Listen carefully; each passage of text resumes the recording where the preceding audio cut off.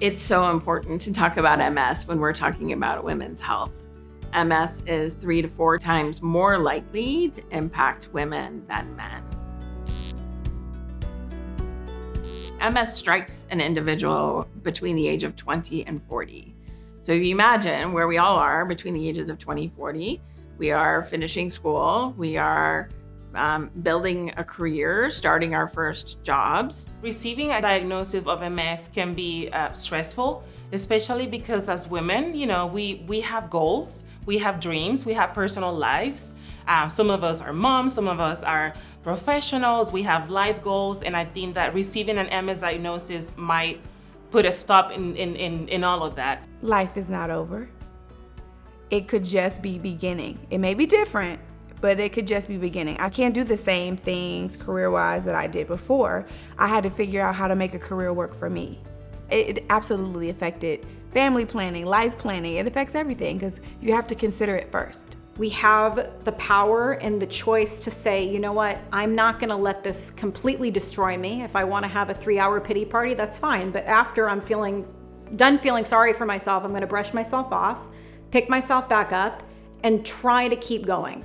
I think some of the biggest challenges that women faced living with MS when it comes to receiving the care that they need and deserve is stigma. Not being able to express freely how they feel and how the symptoms are affecting their daily lives. Being a woman and advocating for myself feels innate to me. If you're not believed or you're not heard or your symptoms are dismissed, you have to be a different patient than you were yesterday, than you were even today.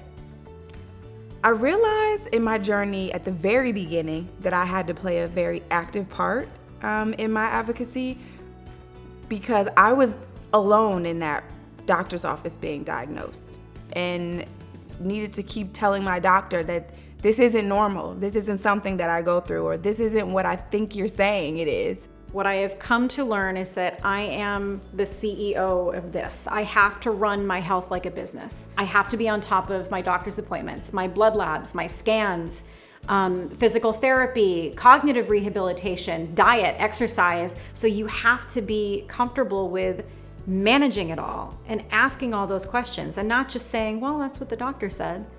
Ask the questions. Knowledge is power in the beginnings of a disease like MS. It can help you better understand what the disease is. It can help you better understand if the provider that you're asking these questions of is the right provider for you.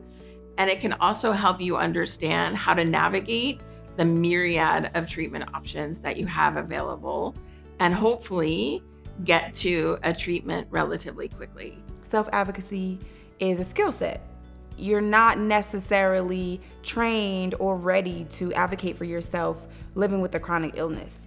I had to step up my health literacy. I had to understand the terms that were being spoken to me so that I could be able to speak back in that way and fully understand what was being told to me. We empower women that comes to our organization, and we do it through education.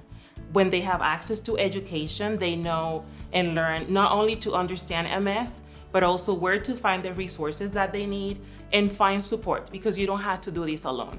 The most important thing for me in Women's Health Month is really this feeling that I'm part of a community. And so it's a really important clinical question to try to understand how do we best support this, woman with MS now. But it really does take a village. It takes a village from industry, from healthcare systems, from providers, from patients, policymakers, and even access decision makers. And so that's what is most important to me. It inspires me to be part of this ecosystem to support women. The most important thing about Women's Health Month is that there's a lot of work to be done. I want to make sure that patients are more educated and knowledgeable about their own health. That way they can help their healthcare provider and partner with them to lead to a better health outcome. So there's a lot of work to be done. Women's Health Month for me it serves as a reminder that they're receiving care that aligns with their needs and their lifestyles and their goals in life. The most important thing about Women's Health Month is that we are given an opportunity to speak up and speak out.